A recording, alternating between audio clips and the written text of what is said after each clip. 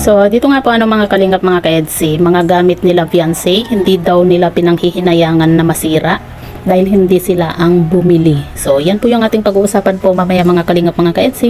Pero bago po natin ipagpatuloy ang video ito sa mga bago pa lang po sa ating munting channel, huwag po natin kalimutang suportahan ang ama ng Kalingap Kuya Val Santos Matubang at Kalingap Ram.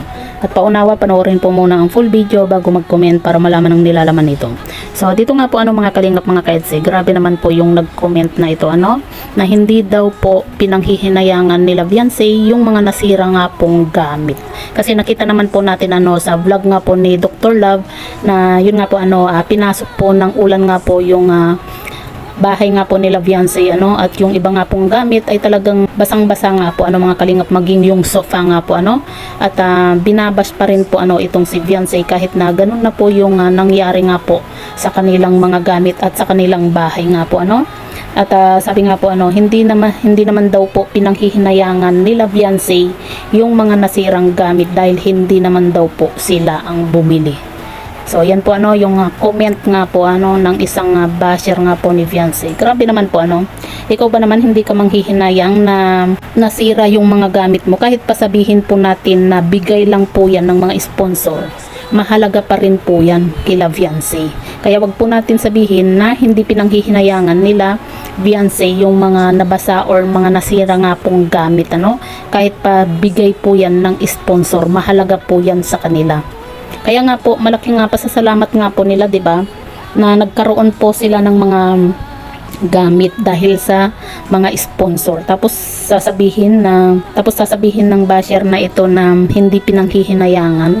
Sino naman ba ang may kagustuhan, 'di ba? Sa tingin niyo, kagustuhan ba nila fiancé na mangyari yung ganun sa kanila? Kahit naman po sino, 'di ba? Walang may gusto na pasukan yung bahay po natin ng tubig at masira po yung ibang gamit. At saka yung sa sofa, yung mga ibang toys nga po at mga sapatos na nakita po natin na basang-basa nga po dahil nga po sa bagyo. Pwede naman po yun labhan. At hindi rin naman po kagustuhan nila fiancé na ganun po yung mangyari po sa kanilang bahay. Kita nyo naman po, diba? Nakita naman po natin sa upload ni Dr. Labano na parang natuklap na rin po yung ibang parte nga po ng kanilang bubong. Sa tingin nyo, gusto rin nila fiancé na ganun yung mangyari sa kanilang bahay, di ba? Sobrang nga yung pasasalamat nga po nila kasi dahil sa sponsor, kahit paano napaayos po nila ng konti yung kanilang bahay nga po. Dahil nga po, nabalitaan din po natin noon na doon nga po sa habang naliligo nga po itong si fiancé, sinisilipan po siya, di ba? Pero yun nga po mga kalingap, wala naman po tayong magagawa nga po sa mga mindset ng iba.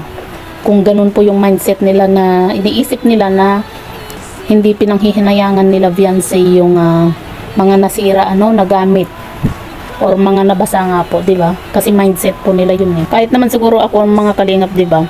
Kahit sabihin mong hindi ko pinaghirapan yung ipinambili po ng mga gamit na ibinigay po ng mga sponsor, syempre mahalaga pa rin po sa akin yun kasi nagkaroon po ako ng gamit dahil sa mga sponsor.